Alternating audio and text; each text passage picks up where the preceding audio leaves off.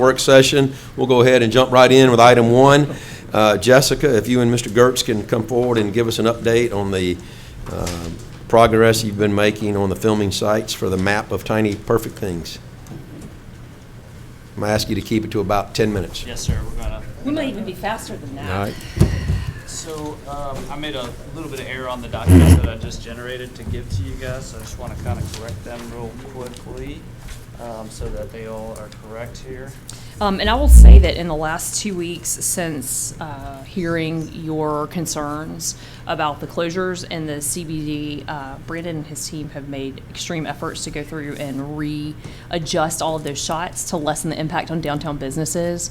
In some cases, relocating the shots entirely to other cities so that we can keep that going. So what you will see that he's about to present to you is the efforts of a lot of readjusting on his part, and I, for one, appreciate that they went to the effort to make those changes.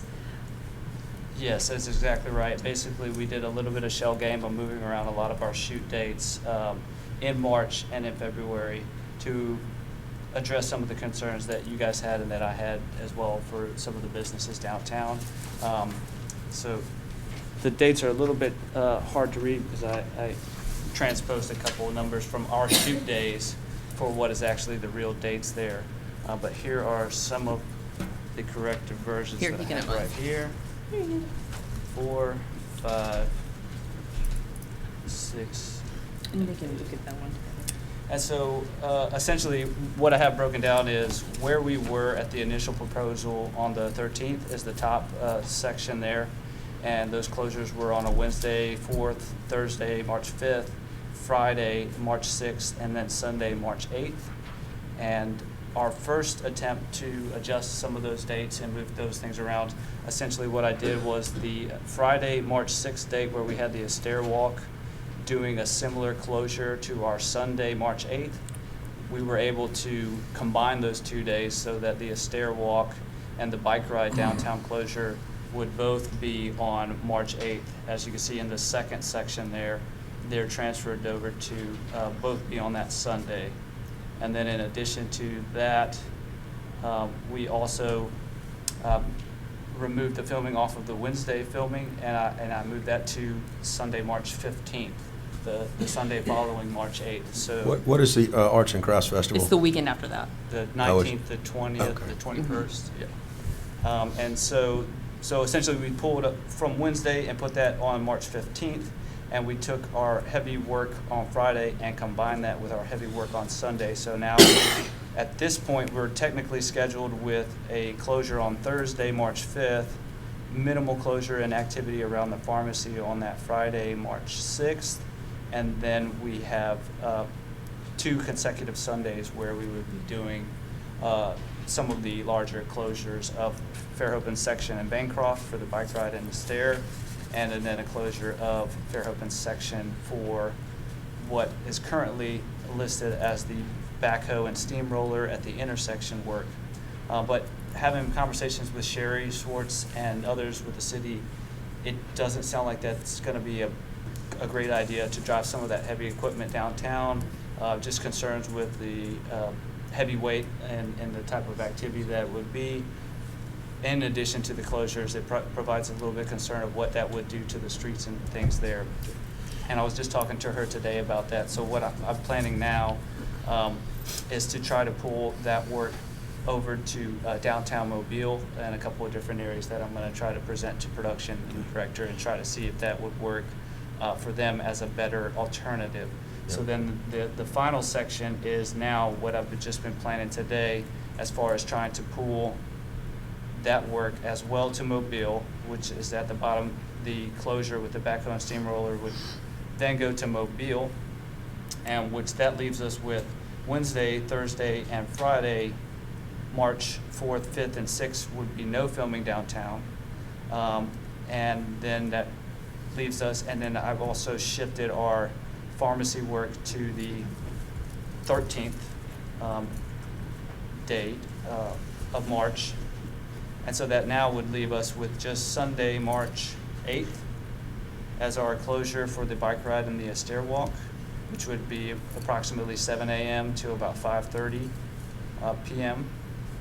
And we'll do March 13th, our Fairhope work on the sidewalk, but our plan now is to leave those streets, Fairhope and Section, on an ITC, intermittent traffic control, so that we would allow traffic to flow through as usual for 50 minutes out of the hour, and only hold traffic as like a kind of a stoplight for when the scenes are needed to be completed. That's on the 13th? On the 13th, yes, sir. So what is on the last handout that you gave us, you had the times for, each one, the anticipated closures for each one of these.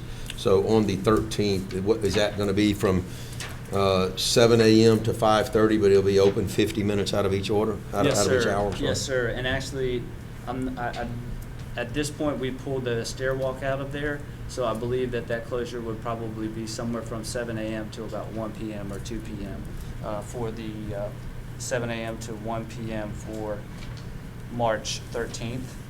And then Sunday, March 15th would then be our Fairhope and sorry, that should say Fairhope, I'm sorry, it should say Morphe and Section for the bus stop work. What's the times on that, Brian? Double checking just to make sure I'm correct on that. And that's 7 a.m. to about 3 or 4 p.m. for the Sunday, March 15th. And is that a constant closure? That would be a constant closure for the Sunday, March 15th at the bus stop at Morphe Section, based on the control that we would need to have the bus stop area shoot and control the streets there for the bus stop arriving. And then there's another scene where a gentleman gets into a car that's a little bit further down on Section that we would complete that day. It may be that I can open up Morphe into an ITC scenario so that it would just be a control and a closure of Section Street, but that we would do intermittent traffic control on Morphe so that thoroughfare would be able to be open for about 45 minutes to 50 minutes of every hour, and we would only hold Morphe like a stoplight for the shots that we need to complete in order to execute the filming.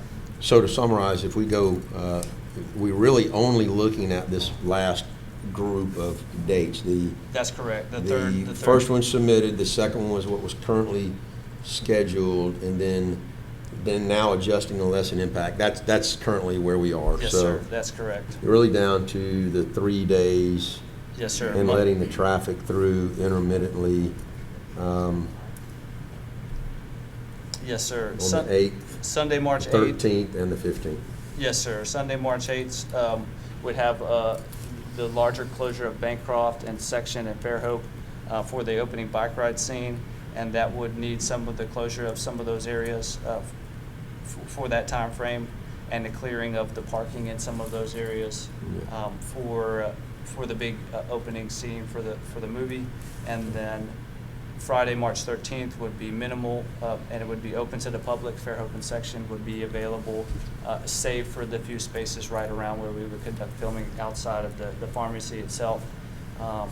And then on Sunday, March 15th, around Morphe and Section, we would need to control some of the parking there from Greer's on down to the corner or the intersection of Morphe and Section.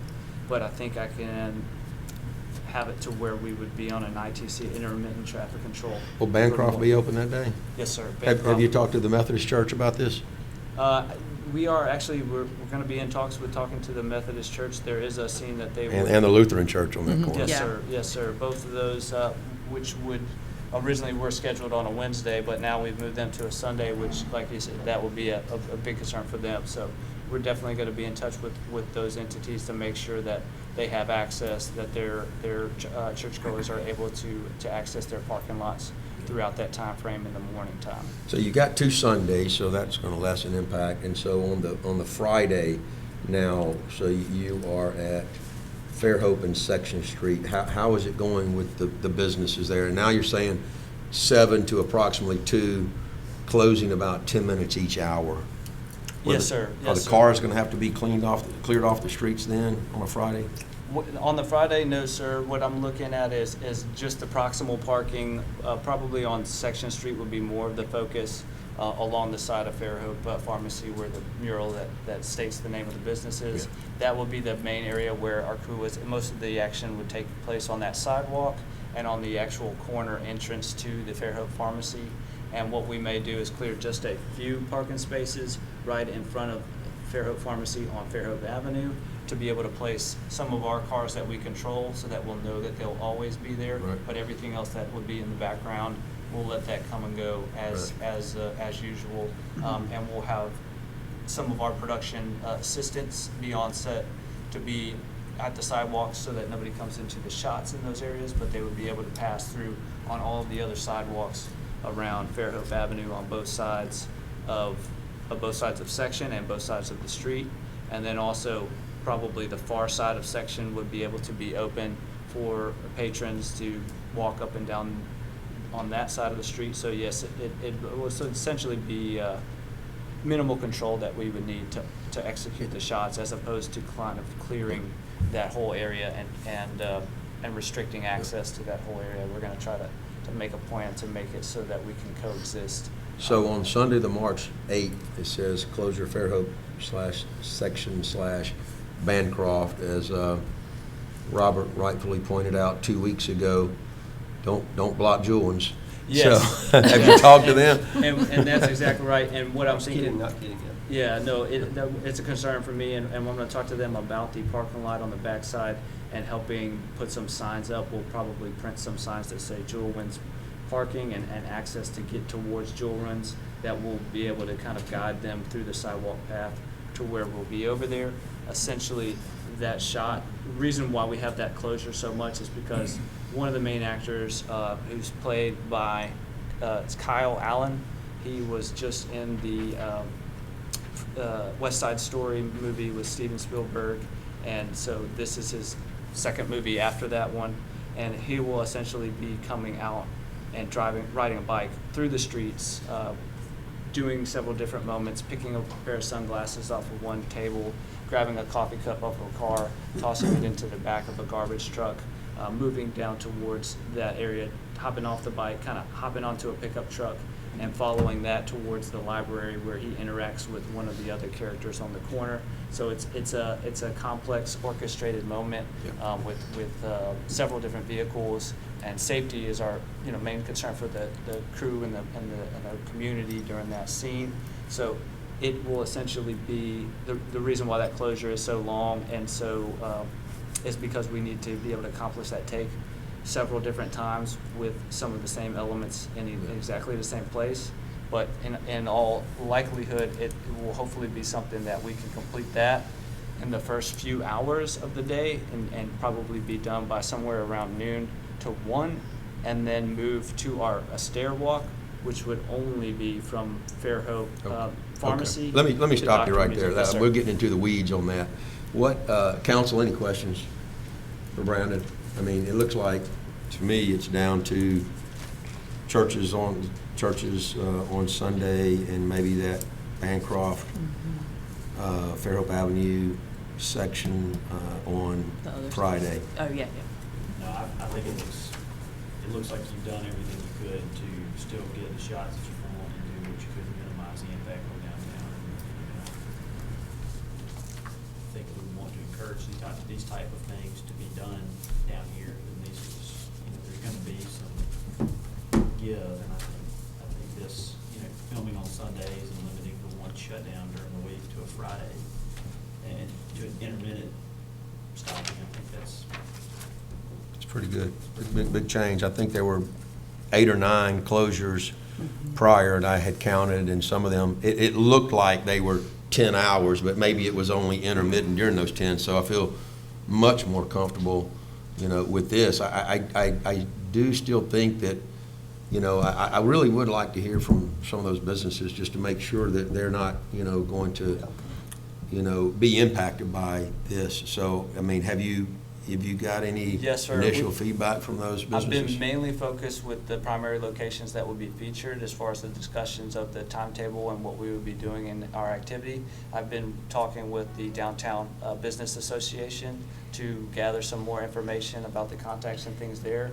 My concern about, I didn't want to go too far, I now have more personnel on staff, but I didn't want to go too far discussing these things while they were shifting and changing too much and have to go back and re-explain. I wanted to get to something that was a little bit more reasonable and feasible, get approval or get to a point where we felt comfortable, and then we will be able to essentially focus on bringing them up to speed over the next couple weeks with the most accurate information so that we're not, and so that we're coming to them with the best plan possible as opposed to double having dual conversations. Yeah, most of these, I mean, most of them are closed on Sundays. aren't Yeah, they? there's only a few businesses that are open on Yeah, so Sunday. really, the only ones that would be impacted would be some of those on that Friday, but Yeah, the Friday And is then what the I'm churches concerned on with, the and I, Sundays. you know, we're Yeah. getting up to the 11th hour on this. We are at the 11th It's not hour. on tonight's agenda. That's correct, because when the reason we did not ask for it to be put on the agenda tonight is because we knew that you guys had major concerns about Yeah. this, and I wanted you to hear from Brandon. Well, I want that to he hear from could- the merchants. We want to hear what the merchants think about this and what, huh? Yeah. I want to hear, you know, what they think. That's what we promised the people, is to make sure that they're okay with it. If they're okay with it, we're okay with it. And I guess I'm still waiting for that Yeah. information. So I'll ask you, I'll ask you this question. How do you best want to hear that? Do you want me to bring merchants in here with me to a meeting? What is the best option for you on this? Well, our next meeting is almost mid-February. Yeah, And we- so we that's get- going to be, It's you know, February 2 too. weeks prior to filming. And, you know, God forbid we have a surprise. We don't want a surprise. I was kind of hoping that we were going to get some, in this water under the bridge, I was hoping we were going to get some buy-in from the merchants tonight. I believe the ordinance states that you have to get the buy-in from the merchants that are affected. And I'm just looking for something in writing that says, we're okay with this, you know, And to that's- some effect. How hard would it be to just have the Downtown Merchants Association send out an email with the proposed schedule of their membership and just ask for any objections or any complaints? Yeah, that's what we were talking about kind of an email blast that would tell out the letter and kind of go over those things. But I honestly want every one of them to have a conversation with somebody in my department. And what I was going to do is kind of generate a sign-off document that kind of lays out the times and dates and the activity. We would go there, kind of explain each kind of setup with them, and then have them say that they approve or disapprove of the filming in that area. That way we can get a finite and quantitative measurement of the approval rating from some of these merchants so that it's. So when can we have it's in that? writing. If the February 10th, I believe It's is the February next. the 10th. Can you? Yeah. Is the and next, city council- It is. If I were you, you want to feel good, you want a warm fuzzy before February the 10th. I think you need to turn that into the clerk, and the clerk disseminate that to the council to see if we have an issue with it, and we can give feedback individually to Jessica as to where we are. That's, in my opinion, that's the best way to probably give you a warm fuzzy prior to February the 10th. Like I said, I don't want you to come in here on February the 10th and then be, you know, blindsided with a no vote, but I'm not telling Yes, you sir. that I'm going to vote yes right now, because I still haven't heard from the merchants. This is certainly, you know, a huge step, I believe, in the right direction, and I don't know that they'll have any problem with it. I don't know, but that's just it. We don't know We need yet. to- Yeah, we need to do the burden of work is on us. You're laughing about what that to guy show said in that. Congress the other day, Jay. I was just laughing about. Yeah, you thought I was gonna say that, anything didn't you? you can do to try to make everybody happy and the possibility of that ever existing is what makes me laugh. Well, it was made pretty clear last meeting that we wanted to hear from the merchants. Yeah, but my But you thought still is. could have done this, gotten that revised schedule, you know, with those dates, you know, with the actual dates instead of handwriting over it, gone to the merchant, said, hey, do you have any problem? What's your thoughts on us? Closing the streets down? And you could have come in here today with those dates saying, we've got these merchants that are on board. And I just, and yes, sir, I agree. It's just, I just shaped up this new, with the production today after hearing about the restrictions on the heavy equipment on this section at Fairhope area. So I literally just kind of put this plan into motion and made sure that we would be able to move some of that. And I need to go back and show some of the places in Mobile downtown. But I would like to, if it's possible, like you said, to call a special meeting or get in touch with you guys before that February 10th, because like you're saying, It is possible. our first filming day is February the 11th, so any kind of adjustments at that point would be problematic. It's possible, but I think that, like, we'll take a straw poll in here sometimes, and if Jessica just, gets us the information, or Lisa gets us the information, she can call a council member and get a straw poll and give you a warm fuzzy, just in case we can't get together for a special meeting. I mean, it's... The only thing that really concerned me last time, and I don't think it's an issue anymore, based on what I'm seeing here, is that there were gonna be some businesses where not only could you not park around them, but you weren't gonna be able to enter their stores at all, and that obviously is a concern from their standpoint, for sure. And it doesn't look like that's still something that's gonna be going on, right?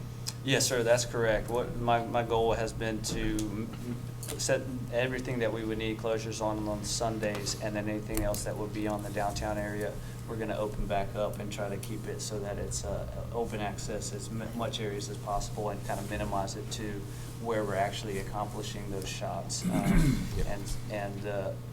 And I would like to exactly do that and get around to all these businesses in person with my department and have them let us know how they feel about that, and get it in writing so that I can submit a kind of a packet of who's been contacted, and to show who's been reached out to, and who's aware of that process. Let's try to we're going to wrap this up. Let's try to put a sense of urgency on it and see if you can't get us some feedback by, say, the end of next week. Maybe probably the middle of next week. Today's Monday, isn't it? I'm thinking end of this week. That'd be great. I'd I don't know what prefer I to was do end thinking. of this I week don't in know. case we have any Friday. issues. And I happen to know the director of the Downtown Business Association, and she's very pleasant to deal with, so. You're going home with it now, Just aren't you? what? I think you've done a good job of minimizing the impact. I don't think there's gonna be any Yeah. issues. Thank you. Yep. I appreciate your time and y'all's advice. Appreciate you. Yes, sir. Thank you. Appreciate you working with us. I mean, I kind of cringe that a lot of that may not be done here now, but it may be for the better, too. I Yeah. hate to say that. but- There'll still be many moments here that will feature the town, the compromises. You going to mention Fairhope in the film? Oh, yes, sir. Okay. All right. Thank you. Has Jessica got a cameo? Negative. I'm trying to cast a few people around town for sure for different moments. Thank y'all. Thank you very much. Thank you. All right, Mr. White?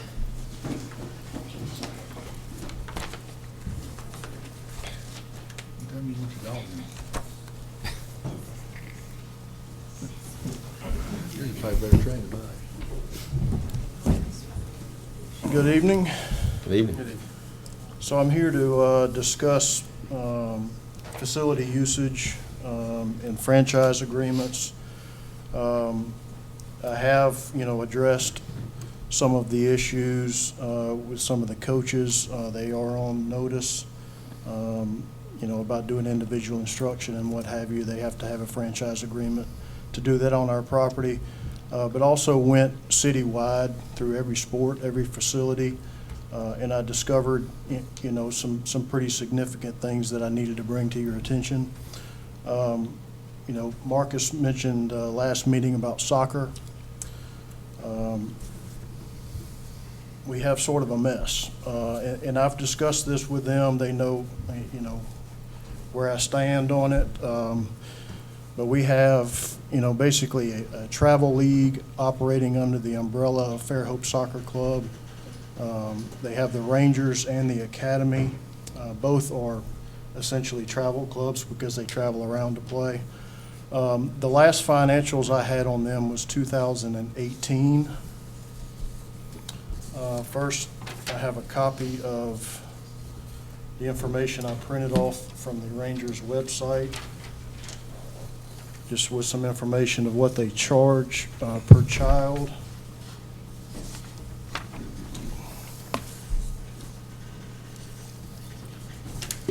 Thanks.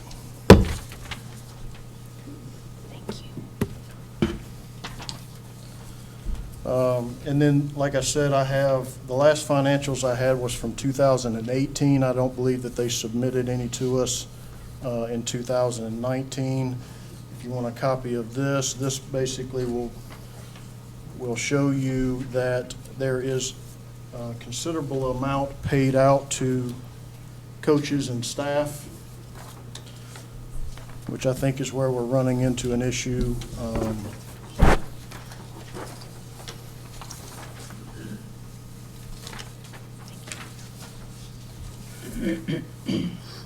So what I'm proposing is that I present them, the Fairhope Soccer Club, with a franchise agreement because they have paid coaches and staff.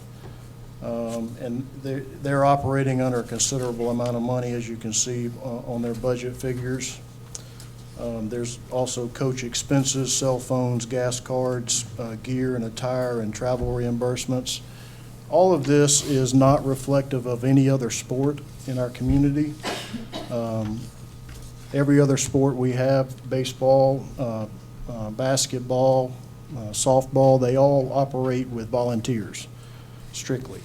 I don't know of any other league that has paid staff, besides concessions, umpires, referees, that sort of thing. So, as I'm saying, I think I'm going to present them with a franchise agreement. They will have to submit that to the Recreation Board, and from there it would be submitted to you guys for approval. If they choose, they can come and state their case. You know, if you deem them providing a public service, then, you know, that's up to you. But I think that needs to be reined in. The other thing that I discovered. Question. Yes, sir. You said there was two, you got the Rangers as one team, there's another team also? It's a league, so, This one is the second one. so they have Okay, a, so this is one and this is the other. yes, I believe so. I don't think that the Rangers is included in those budget figures. Okay, that was my question. I think that's rec and academy. I Okay. think that's rec and academy in those figures, yes. All right. So Rec Academy under the same. Rec, academy, and Rangers are all under the Fairhope Soccer Club umbrella, Okay. and that is a 501c3. Actually, it's the last DBA Fairhope Soccer Club.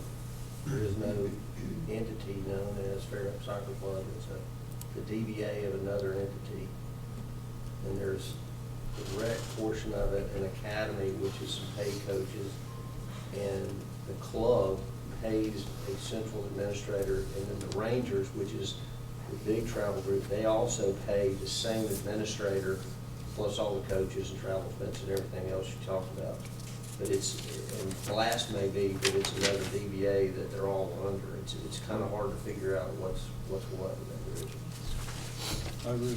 Pat, what I'd like to know is who decides who takes precedent out there at the soccer fields? Who controls the use of the field? I know when we built them, we said that it is first and foremost for the public use and for the soccer league and not for private clubs. They can use it, but the priority would always be on the league. Is there anybody out there that plays that's not in a league that has volunteer coaches and like our baseball and like our football? Well, their recreational league does have volunteer coaches. Okay, so we do have a rec league out there. That's correct. And how does that hierarchy get Well, established I as to will who tell gets to you, use what? I will tell you that the Rangers and the academy make much more use of our facility than the rec league. They utilize more fields and they utilize more playing time out there. In tournaments. But does that now, but is the rec league doing without because of that, or do No, they sir, still have to? I wouldn't say maintain? that, no. Okay. No. Okay. Jack, to answer your question, they do the scheduling, and it's somebody that's affiliated with that travel group, the Rangers, that's getting paid. They handle all the scheduling, and they have excluded other entities that want to go in there and practice or play. The problem with that is it's kind of a de facto exclusive agreement, and it's technically a bid law violation if somebody's out there exclusively using the facility and they're making over $15,000. So we got some major concerns that they're working through and trying to get a handle on. It's just difficult to kind of come in and figure out what's going on now. When you say somebody else tried to come and use field space, and like a flag football or some other sport, Another right? soccer group, Another soccer group tried to use. and they're out there practicing under streetlights at Mars Hill, or going to Spanish Fort to try to practice. And it's Fairhope people. But is it Fairhope Rec League or just No, no, Fairhope? Just It's another group. It's another group that has coaches that they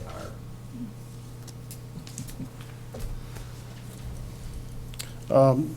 The other issue that I came across is our summer day program.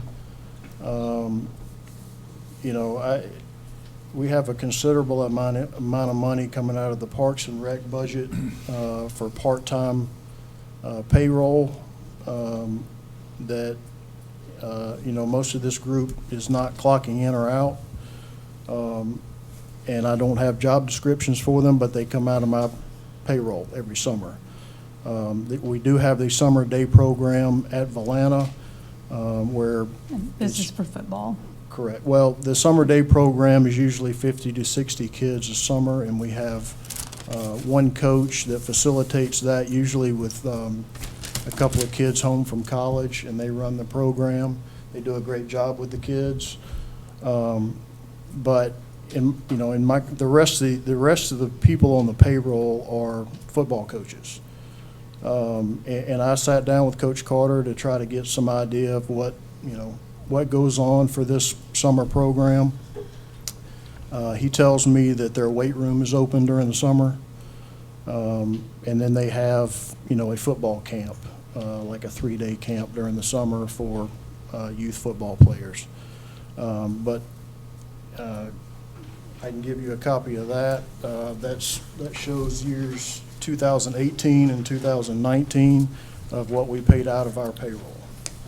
And I want to add to that, and that's the fact that, he's, needs help in his department. And when we put the budget in, there were several people cut from the budget. Yet, this was kind of a not transparent, big budgeted item that has been going on since, 2004? Yes. And nobody knew the details of it. These salaries were hidden under summer camp, and these things should be paid to the Baldwin County Board of Education, so they get paid directly, and that's what they want to. Why it was set up this way long ago, I have no idea, but it's just another example of, how many expenses were hidden under things where nobody knew what made them up. I did check with Foley and Daphne, and both communities do something very similar to what we're doing. However, they channel the money through the Baldwin County School Board. They do not pay their football coaches directly as we are on our As it should payroll be. currently.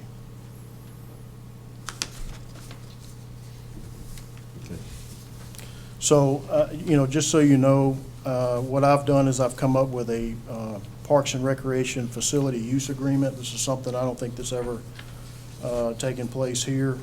But this is basically just put everything in writing as to what we will provide for every facility user, and also what we respect or what we expect in return from them. I'm going to be having a youth sports summit this coming Saturday where we will bring in every youth sport and every facility user, and we will go over this and have them sign this agreement where they will also give us a copy of their liability insurance and their financials and their board members. So we will all know everything about our facility users at that point. And also with this too, taking from Foley and Daphne, since they have similar program, that they have built-in goals and things that we definitely would like to look into Right. mimicking. This is a very big expense, $75,000.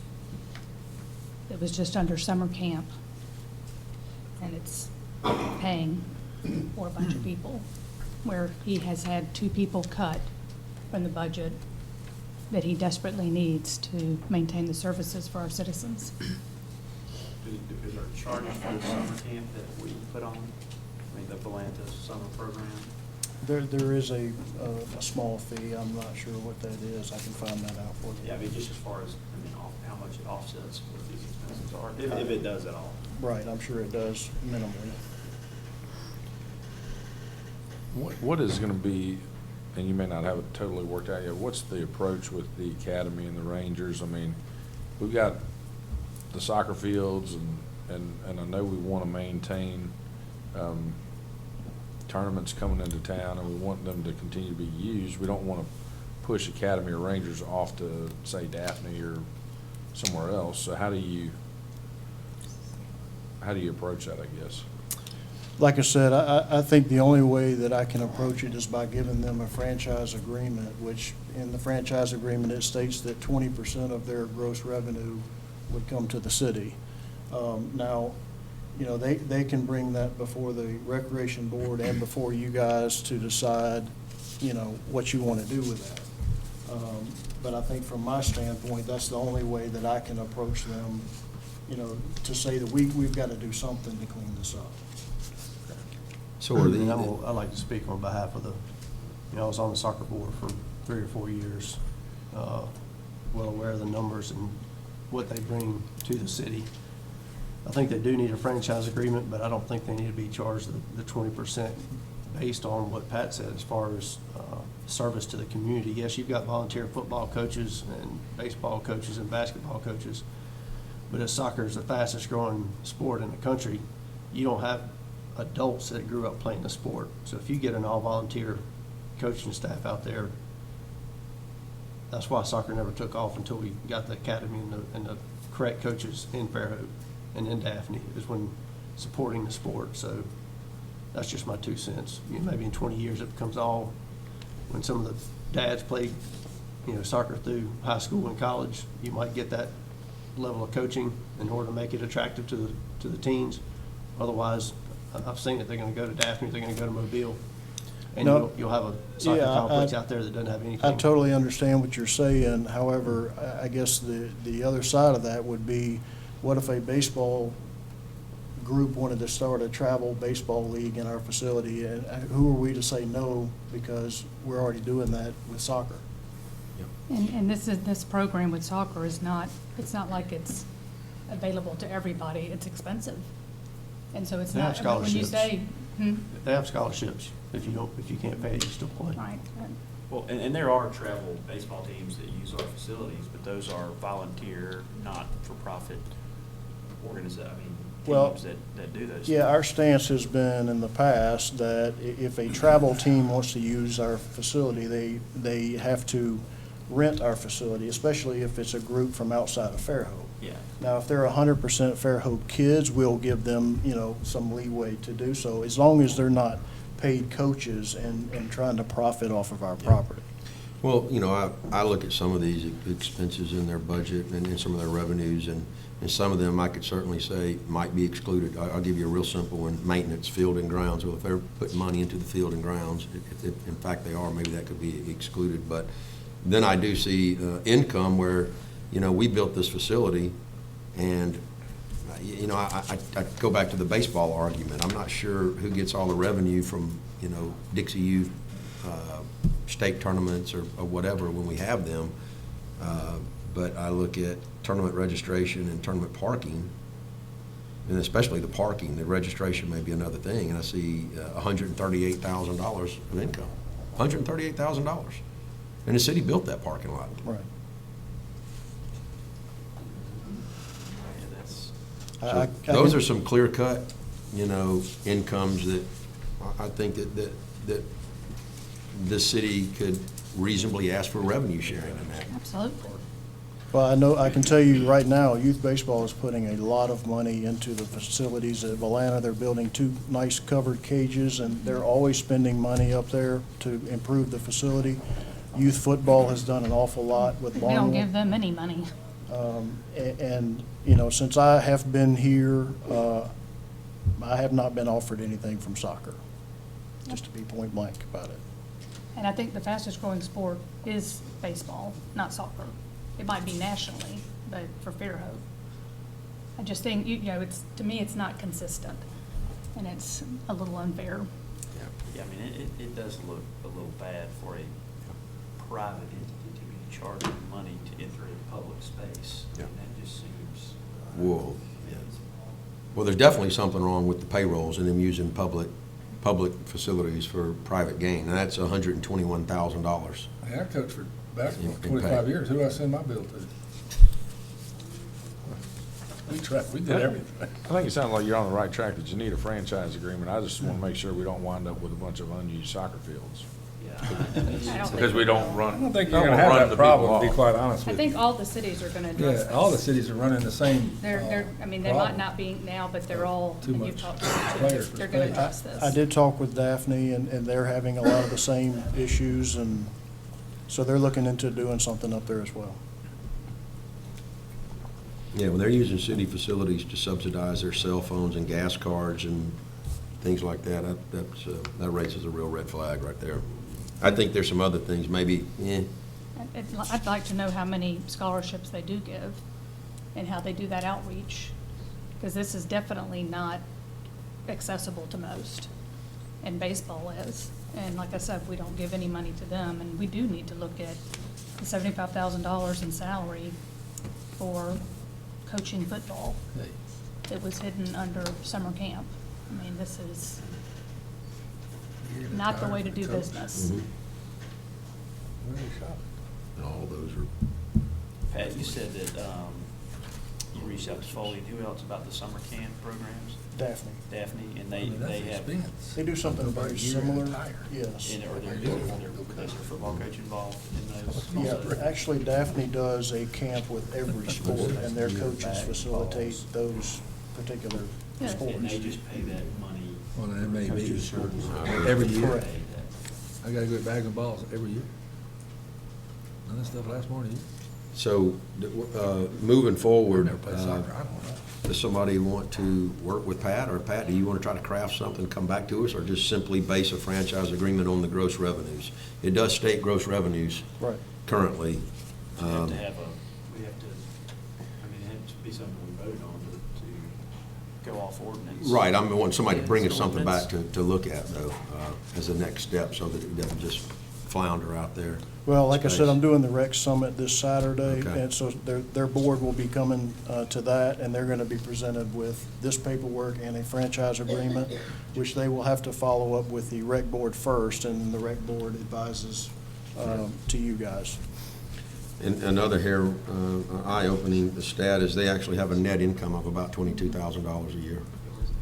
I mean, it's back in the system, I guess. I guess to put aside for, I don't know. It rolls over. They buy, when I was there, they bought all the goals out there. They bought the nets, and other equipment, bleachers. Okay.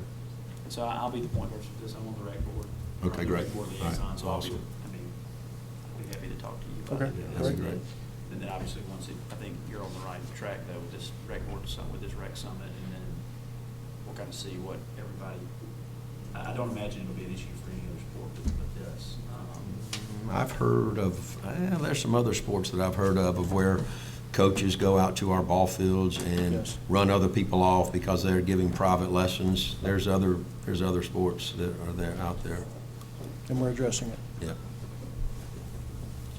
Thank you, Pat. Thank you. yeah, Thank you, Pat. Pat. Committee updates.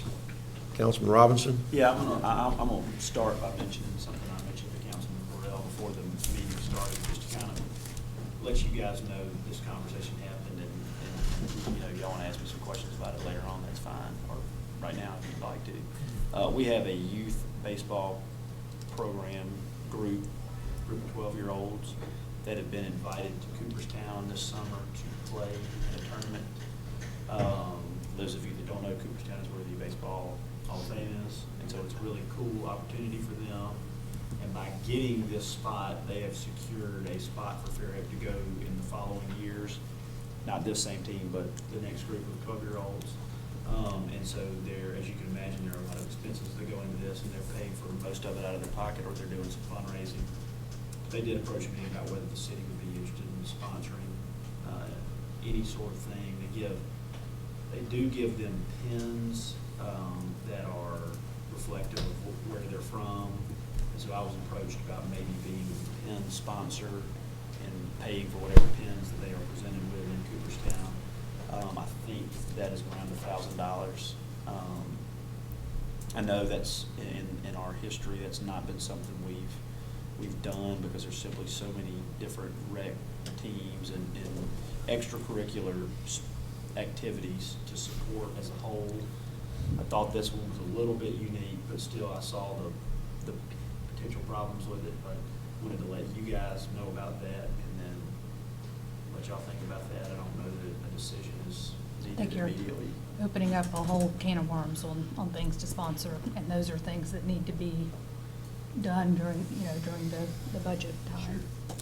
So, Or funded by private Yeah, businesses. I wouldn't, Exactly. I wouldn't That's support it who's only answering. because of the Pandora's box of infinite number of Right. donations that we would have to give to, like I said, Chinese I get checkers asked team going to the all state the time, championship. We have to weekly, support for them. things like that. Are you Chinese checker Booster Club. captain? Okay. Sorry, Eric. I'm gonna take it back a big thumbs up, and tell them we're ready to go. If you can. See how it I'm works sure, out I'm for sure that you make enough money to give them that $1,000. you. It's a tax write-off. Big lawyer and all. Let's move on. Anybody else want to comment on that then? I'll make a donation. Hey, you got a donation.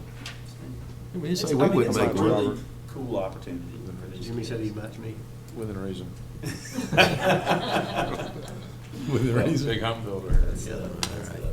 Okay. Yeah, come see us. Kevin, committee updates? Actually, I have none. Okay. Robert? No update. Okay. No update. Okay. We had an airport authority meeting last week, and it came up a ground lease to some individuals that want to build some T-hangars down on the south end of the property. It's not being utilized for anything.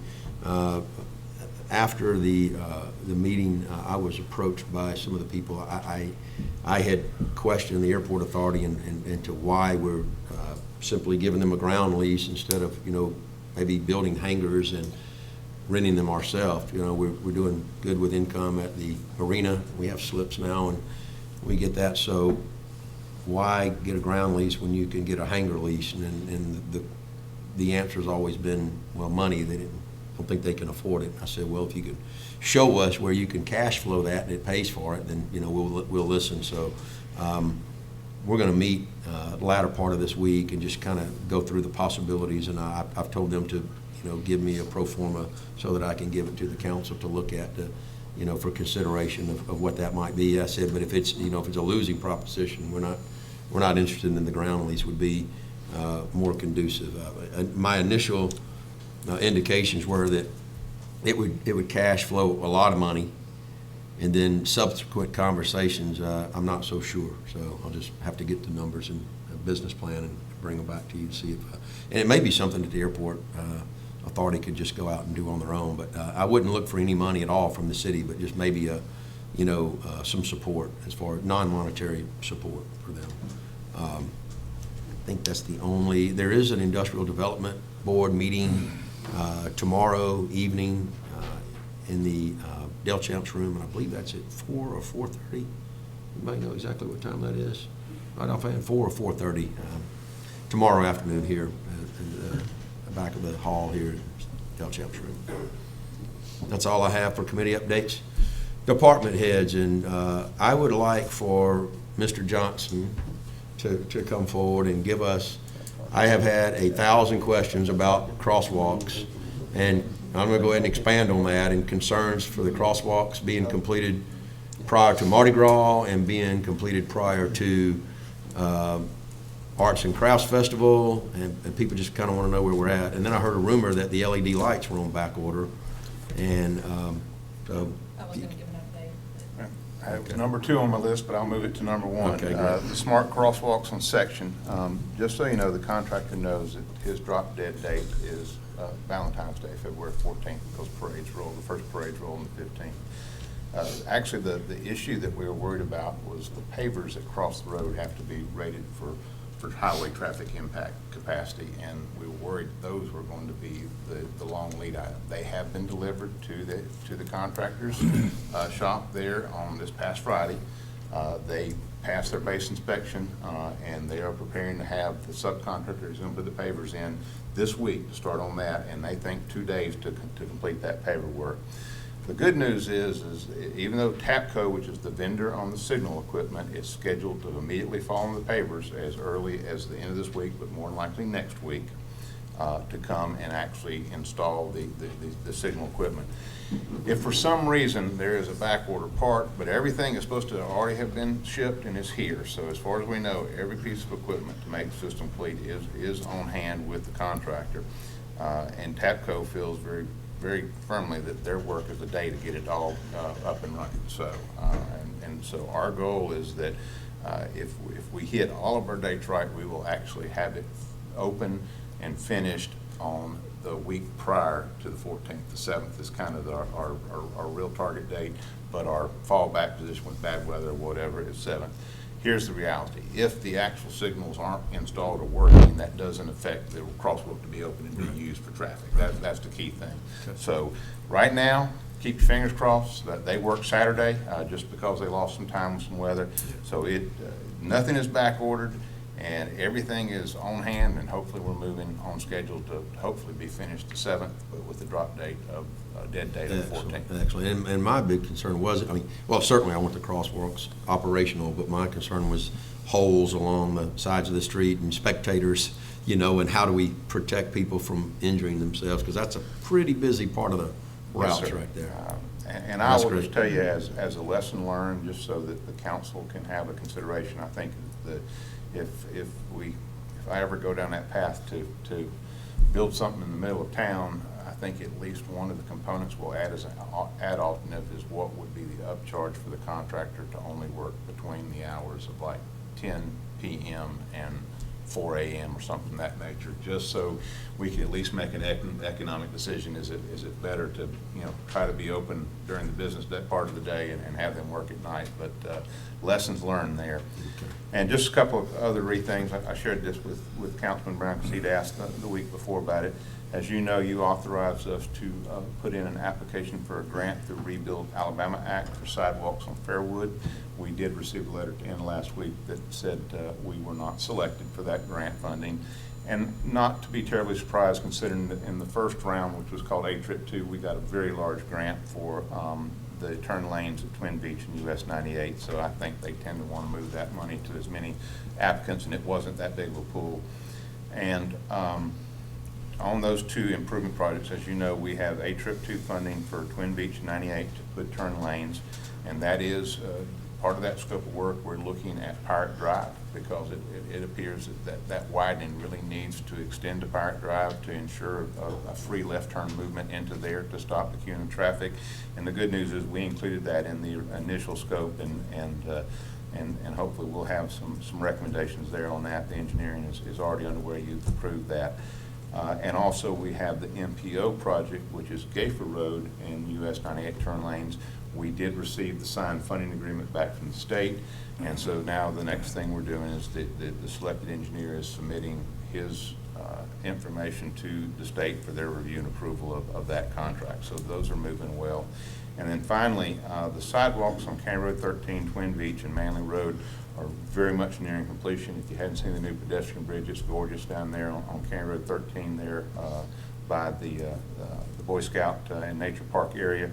One of the things that I'd ask the mayor is that I would love for us on a pretty morning, maybe somewhere between Mardi Gras and Arts and Crafts one Saturday morning, have a ribbon cut and invite the community out, and let's all go for a walk on the new sidewalk. So, because they're really, really nice. And the cool thing about it, people walking on them every day, even though they're technically not officially opened yet. But we did, the contractor finished everything with the bridge the other day and asked if he could remove the barriers, and the engineer said yes, sir.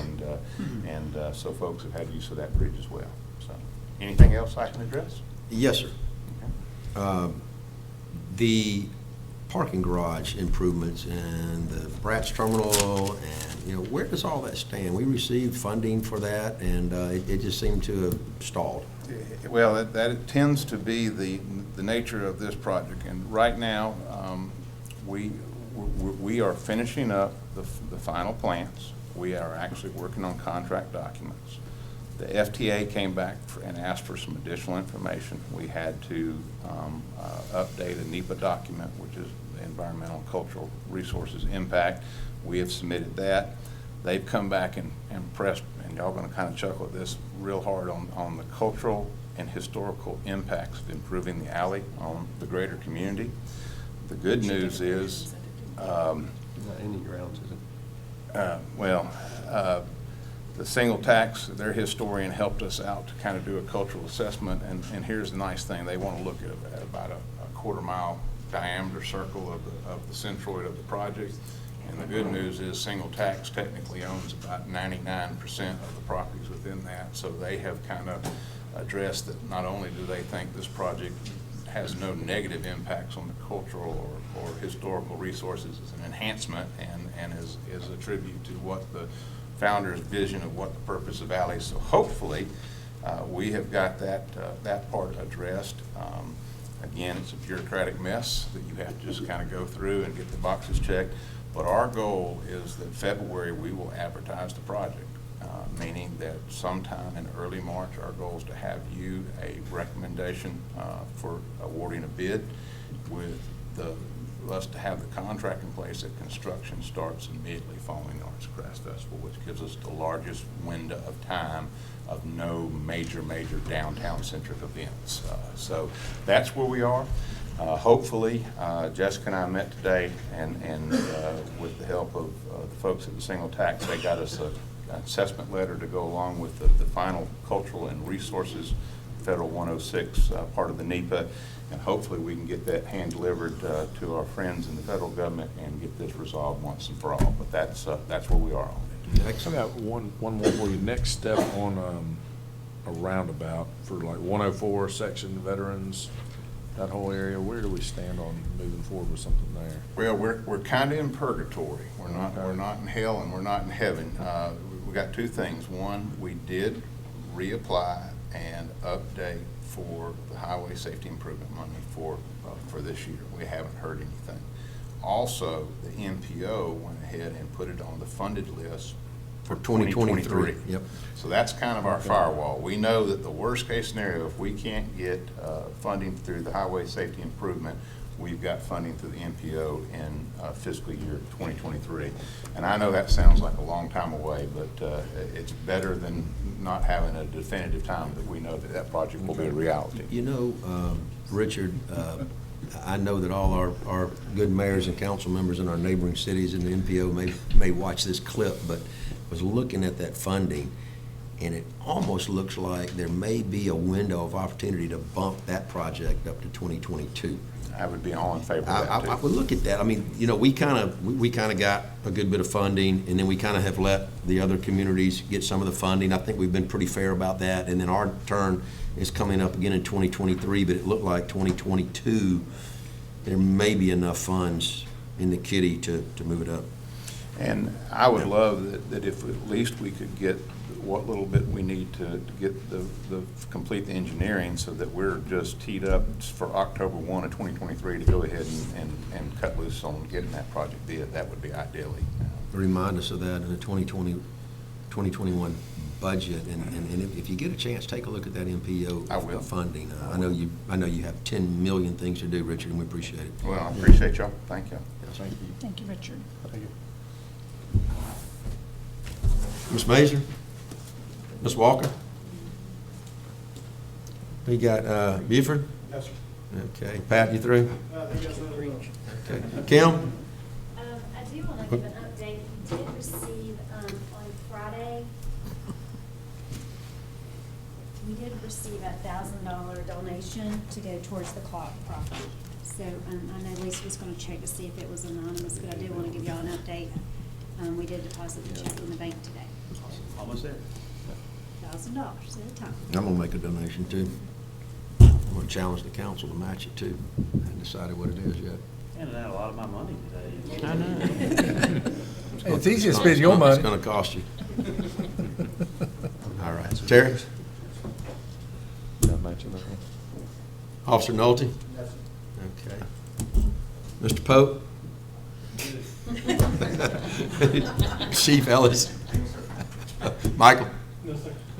Okay. Who else we got over there? Jeremy, you got anything today? Surprised to see you here. Jay? Okay, Eric? Yes, sir. Wow, Hunter? Yes, sir. Ben? Love to have it. All right. We'll move into the agenda meeting real quick. Staff will answer any questions. That'll be Hunter and Buford on items 5. I can answer any question on 6.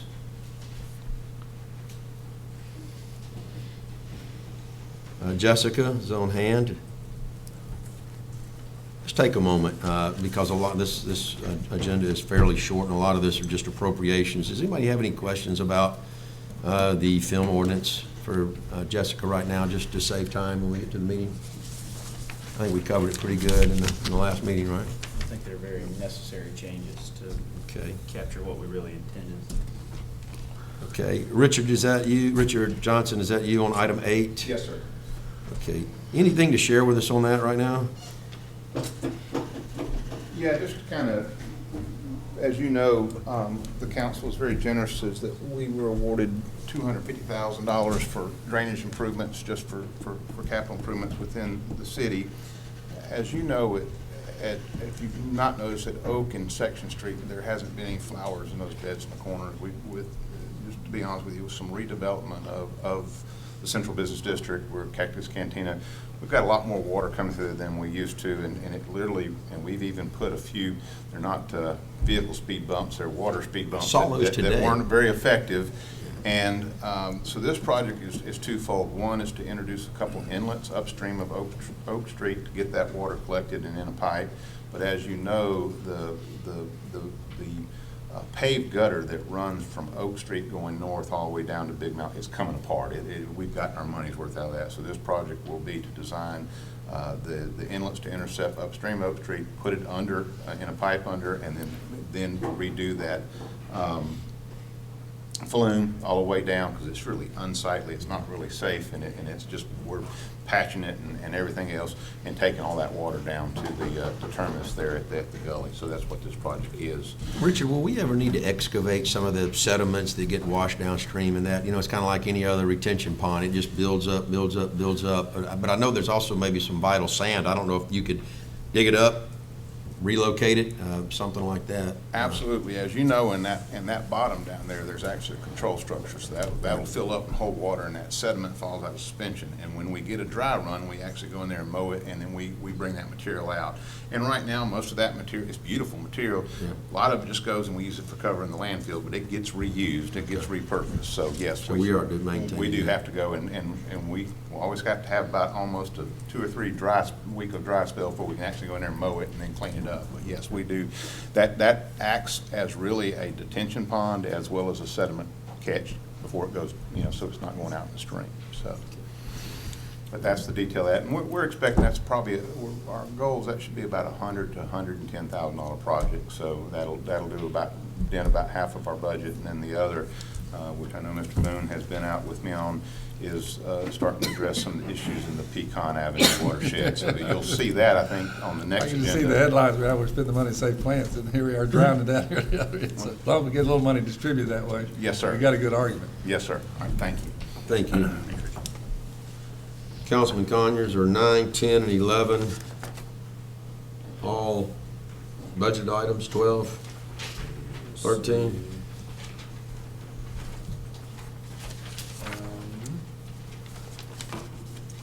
Let's see, yep, number 9.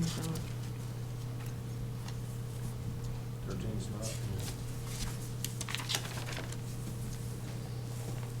11 is. Who could speak to that Odyssey split system right now? Is there anybody? Can you talk to that, Richard? I'll do the best I can. Will you try? Yes, sir. And I don't know if Lance is ready again or not. He may be here for the regular meeting. As I understand, as you know, we spent a small fortune on the Nick Center over the last 18 to 24 months. I'm hoping, as I understand, this is kind of the last piece, and the HVA system is brand new and good to go, hopefully for the next 15, 20 years. So Why it didn't get picked up in, I don't know if this was a failure that happened that just caught us by surprise, but that is what it is. And I don't know if Ari will be here tonight, he may can explain more, but I know that y'all are getting very weary of hearing about Nick Center and heating and cooling issues, so. Any questions for Richard? Okay. Thank you, Richard. And Council President, number 14 is pretty much straightforward. As you know, we agreed to participate in the introduction of a signal at Battles in US 98 Greeno Road. Part of that was the 20% match commitment, but with the understanding when the bid came in, if there was an overrun, we split it with the county. Our cost went up by $6,700, and that's just capturing it and also allocating the funds since they've opened the bid for the project. So, Thank you. Thank you. Appointment to the Historic Preservation Committee. Mara, I think everybody on the Historic Preservation Committee was good with that appointment.